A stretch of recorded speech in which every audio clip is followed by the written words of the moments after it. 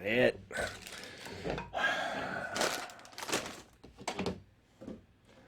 Where did he go? Gotta be around here. Oh, hey.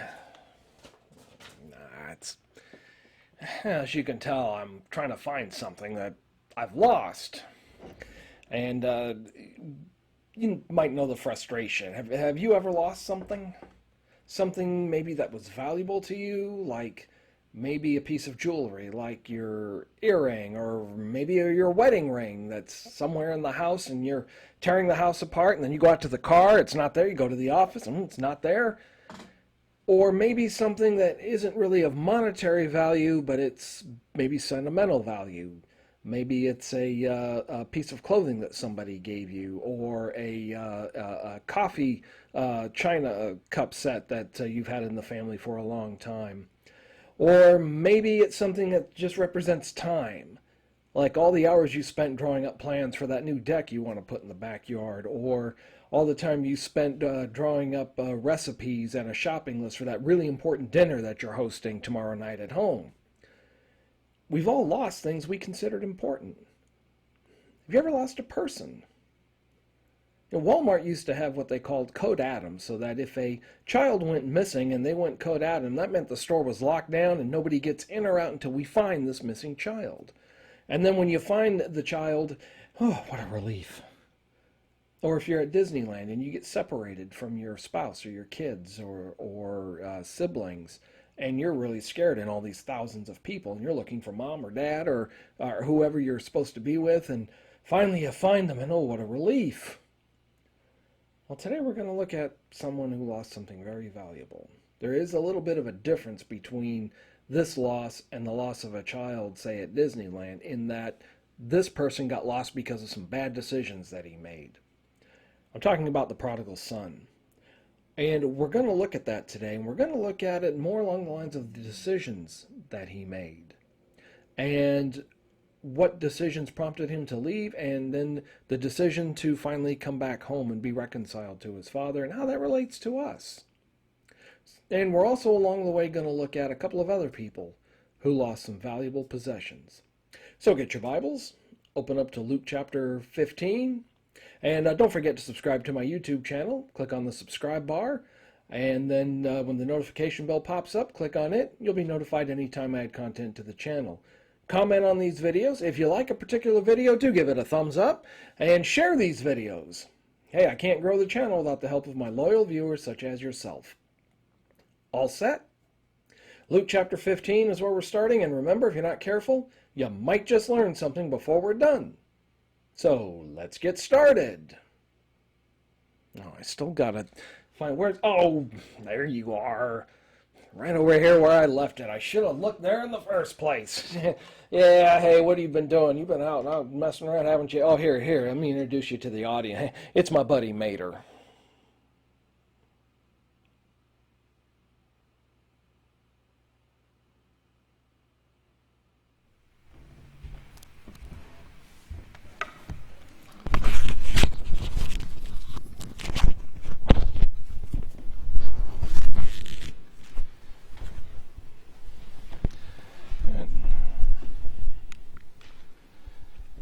Now, we all occasionally make mistakes, don't we?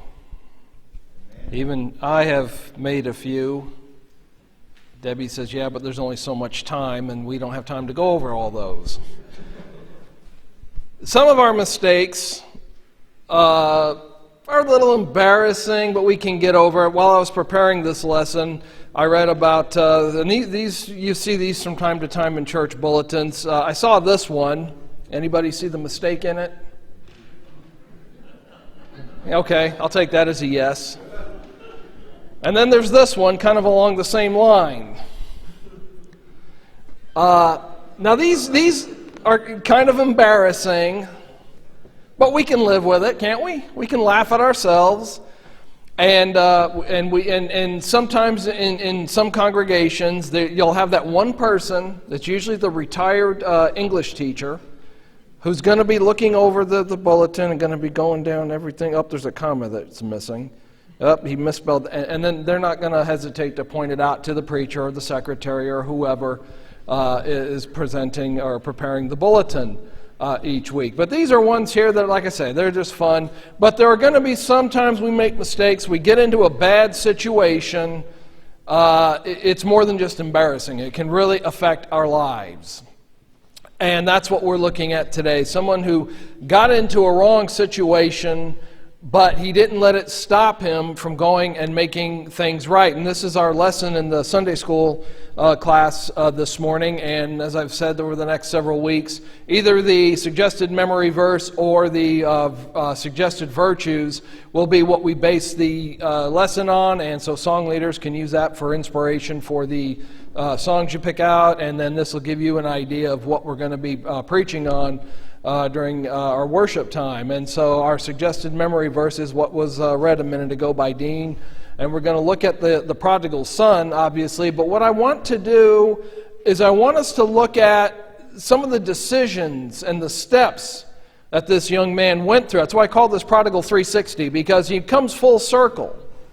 When we look at this and we think about what all went into it, what exactly went into his getting his inheritance and taking off and going out into the world? He is representative of the people of Israel. He can also be representative of us today. People who have left God or for whatever reason don't seem to want anything to do with God. And if they don't get reconciled to God, it's going to end up being a bigger mistake than just a misspelling in a church bulletin. It's going to be, in fact, I really hesitate to call it a mistake, because this is a deliberate decision. In other words, a mistake is if I'm giving you directions to my house and I say, go to the 4th light and turn right, and you miscount and you go to the 5th light. That's a mistake. But when you're given directions or you're given a way, like God has given us the way to salvation, and we just completely blow it off, no, I'm not going to have anything to do with it, that's not a mistake. That's a conscious decision.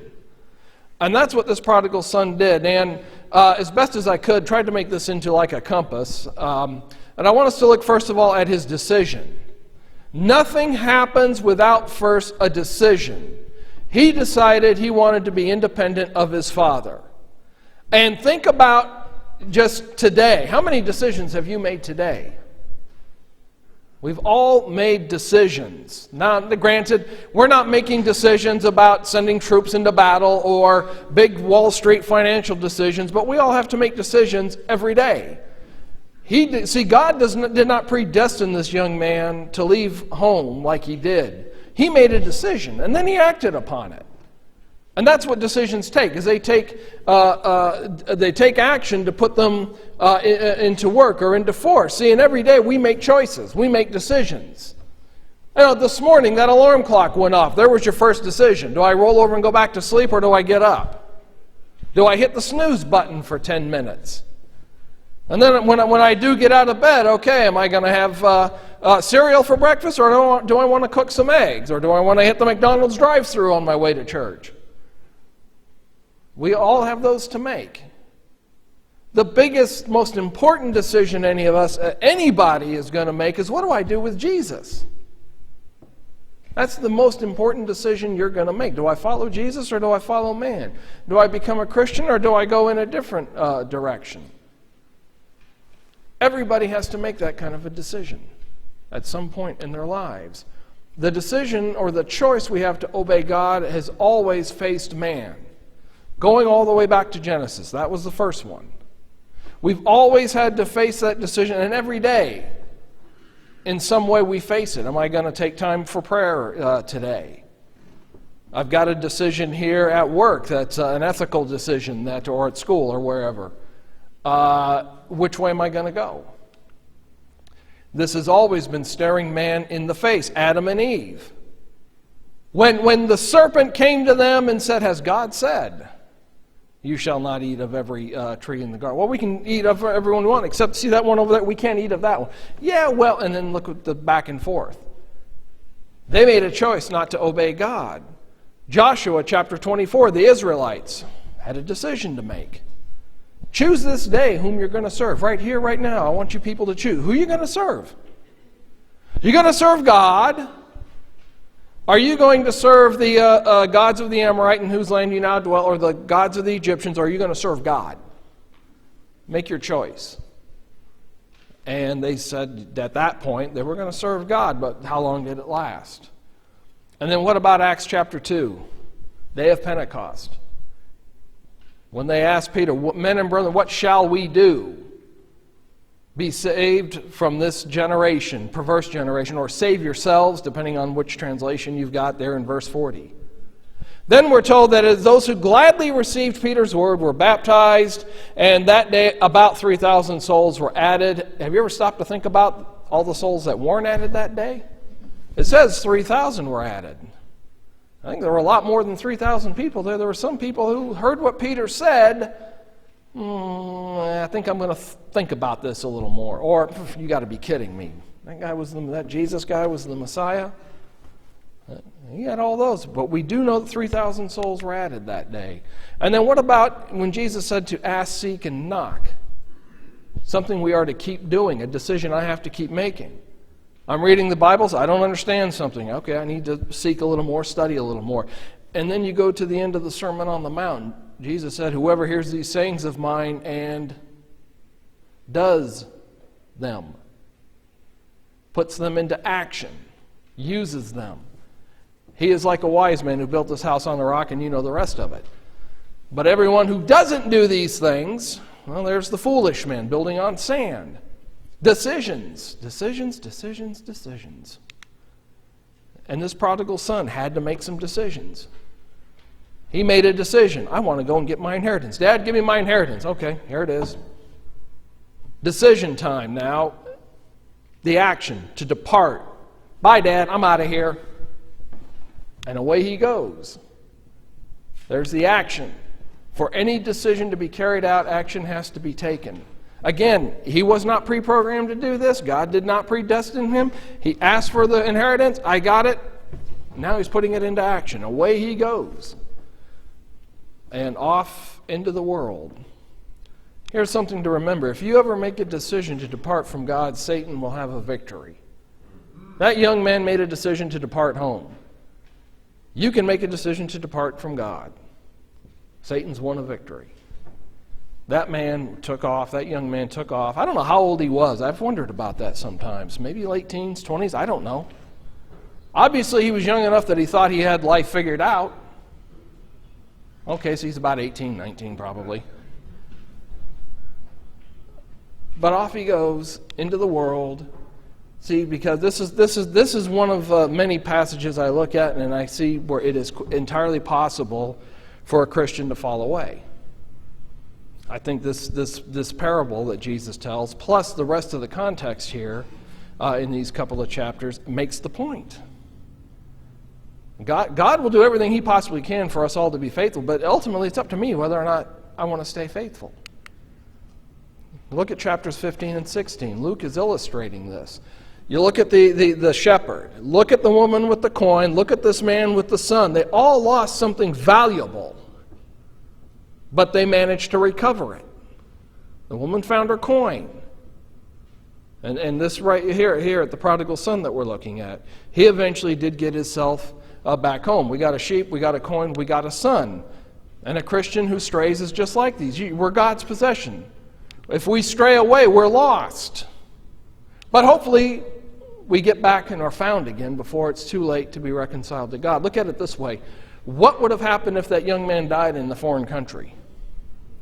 He's still his father's son, but he's estranged. They're not reconciled.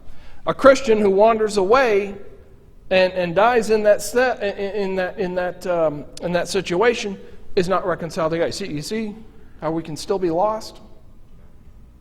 It makes a whole lot more sense than saying once you're saved, you're always saved. You can become an atheist, you can commit murder, and you're still going to heaven. And yeah, I've got it in writing of some well-known denominational preachers, household name types, who have taught that. But that's not what the Bible said, and that doesn't really make any logical sense. Look at the shepherd. He lost his one sheep. Okay, so why go after one? He still has 99. Right, he's got 99 that are here. They're safe in the fold. Maybe even in the corral.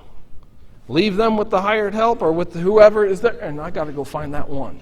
What would have happened if he didn't find that sheep? If a wolf got him, or a coyote, or whatever lion, or whatever predatory animals they have over there? What if that sheep, while wandering around away from the fold, fell off a cliff? He's not going to be able to bring it back. He found it, though. Brought it back, all happy and celebrating.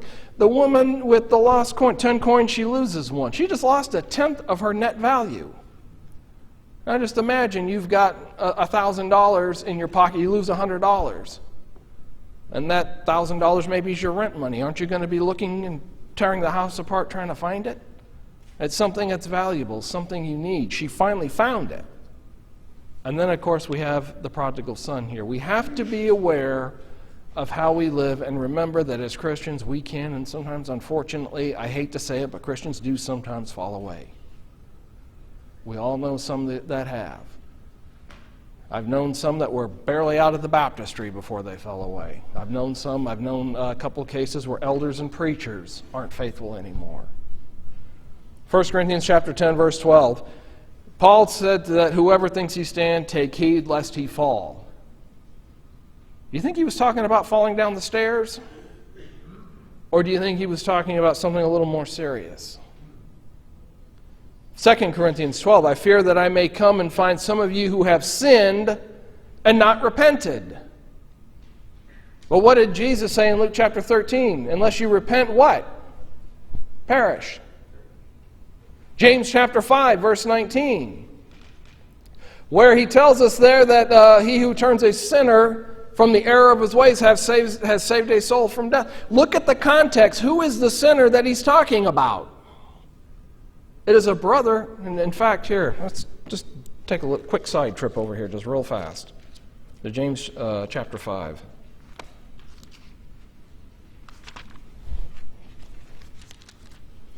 Brethren, he says, verse 19, if anyone among who? The brethren, right? If I got it right or if I got it wrong? Wanders from the truth and someone turns him back. Turns who back? That brother who's wandered from the truth. Let him know that he who turns what's that word? S-I-N-N-E. Oh, a sinner, right? From the error of his ways he shall save a soul from death and cover a multitude of sins. Who's the sinner? Isn't it that brother who wandered away? You want to tell me again how Christians can't fall? James right here says very clearly they can. We've got to be aware and be careful. Just as the prodigal son made a decision to leave and then acted on it, we can do the same thing. Even today. Satan is the one who really wants people to go astray. Revelation 12, verse 9. He wants us. I think he knows his time's running. He knows it will run out eventually. He wants, what's the old line? Misery loves company. He wants as many of us with him and deceived with him as he possibly can. So once he's made this decision, he's out there in the world, he's got all this money, and now he's going to end up defeated.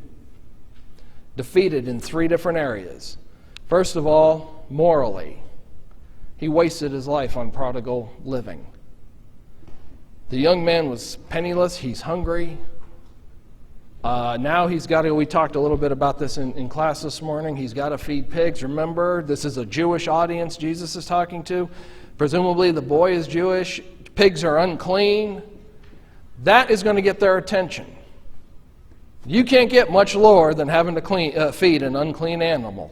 Then he's defeated financially. He seemed to be spending his money as if he didn't expect to ever be insolvent.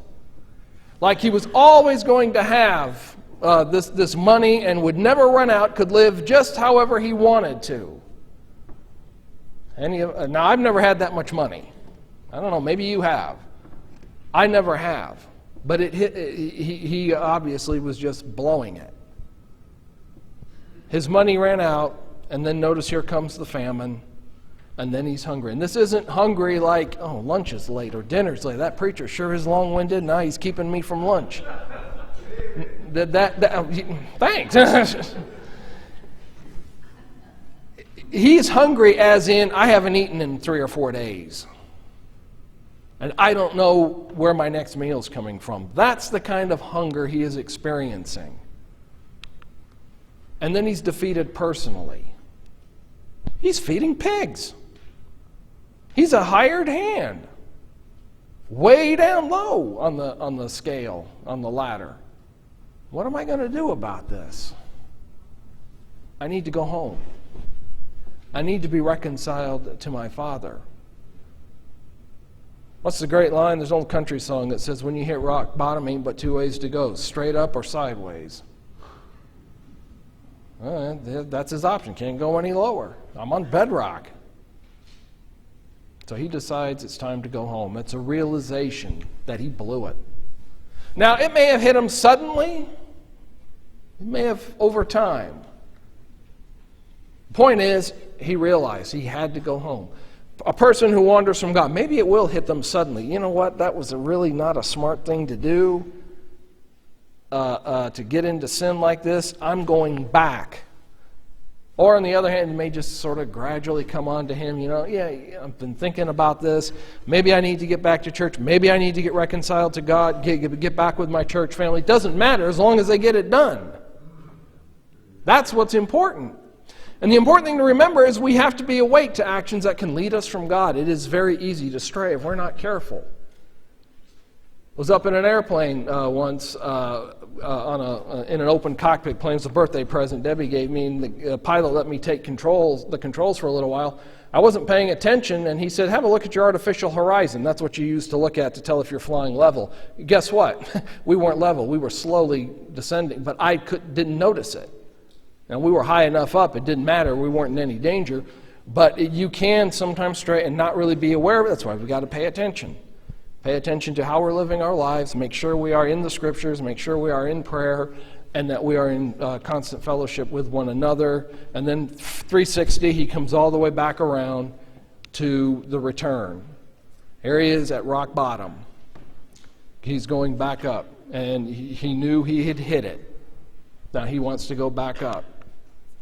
This came from a recovering alcoholic who said, when I finally hit rock bottom, I was happy to find that the rock was solid.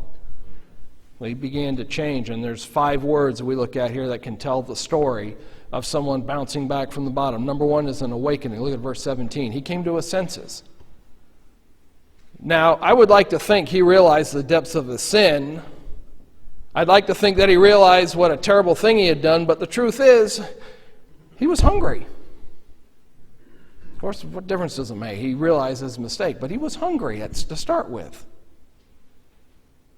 And realized, I'm feeding these pigs. My father's servants have got food to eat. And look here. They're eating better than I am. And so then there's some repentance. I will go back to my father. You notice he didn't go back and say, well, I'm going to go to Dad, but Dad's got to make these amends to me. Dad's got to change this. He didn't do that. He took responsibility for what he had done and is going to go back and be reconciled to his father. There is something there. The people I've known who have left the church because of something that somebody said, they got their nose bent out of shape.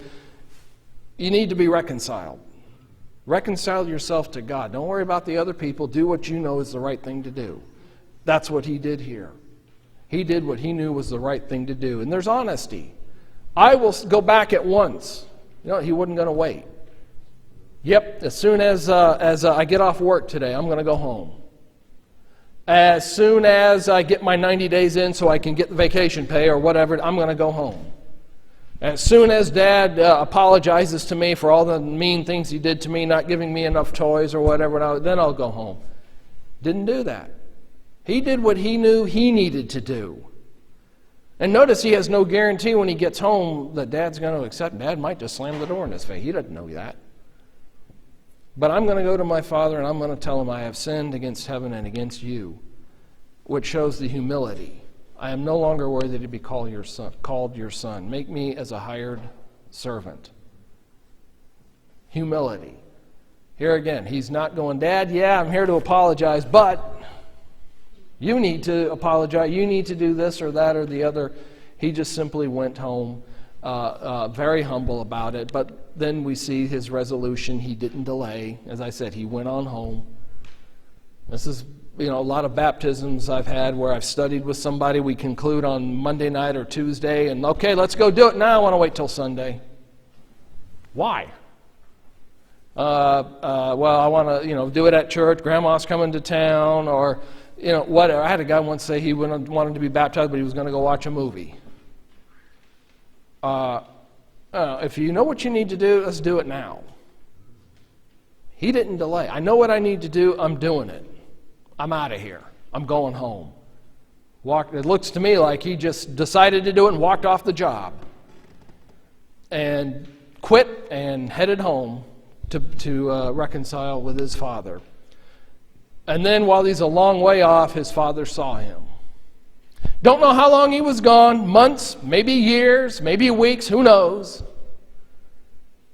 I picture his father every day, though, walking down and looking at the road walking to the edge of his property, down the driveway, looking and seeing, and nope, nobody, he's not coming. And doing that maybe multiple times a day. That's just the way I picture it. And then one day he looks down and that guy coming, he looks familiar. And then sees him get closer, and there's my son. And he ran to him. Notice his father put all pride aside. He didn't, you've been an embarrassment to me and your mother. Can't even go to the bridge club anymore. We go to the Rotary meet and they just laugh at us and everything that you have done. That's not what happened here. My son is home. You see how God is when we come home. He's not going to stand there and embarrass you and humiliate you. God wants the prodigal to come home. And like the prodigal son, we need to see the need for God's forgiveness and return to God. I have sinned and am no longer worthy to be called your son. Just make me a hired servant. But like the prodigal son's father, God awaits for our return. That's the good news. That's the beautiful part of it. Doesn't matter what we've done, how bad we are, God is wanting us to come home. Whatever is behind us, God will forgive it. He'll take you in. Someone who's not a Christian being baptized into Christ, having their sins washed away, just like Paul was told to do. A Christian who's struggling, maybe has wandered away. God is waiting. He's looking for you to come home. Sin broke the ties between us and God. It's up to you. It's up to me. It's up to us as individuals to decide to rise up out of that estrangement and seek that reconciliation. It's not difficult. It's a great thing about coming to God. Just coming to God, asking forgiveness, God grants it. We don't have to go through and do a bunch of penance and pay a bunch of money or do anything else. Just like this young man here, he just had to come home. That's all he had to do. And you may have found yourself in that predicament. Maybe you made a decision to leave God. Maybe you just made a bad decision this week that you knew better and you were going against Bible teaching and you need to be reconciled. We offer that opportunity. We offer that opportunity for people to be reconciled to God or to be added to the church. That's how we end a sermon. We'll stand and sing a song here in just a moment. Give you the opportunity to respond publicly, or I'll talk to you privately. It doesn't matter. Make sure you are right with the Lord before you leave here. And if we can help you and you'd like us to help you, let us know. And as together we stand and as we sing. Jesus is tenderly calling thee home, calling today, calling today. Why from the sunshine of love wilt thou roam?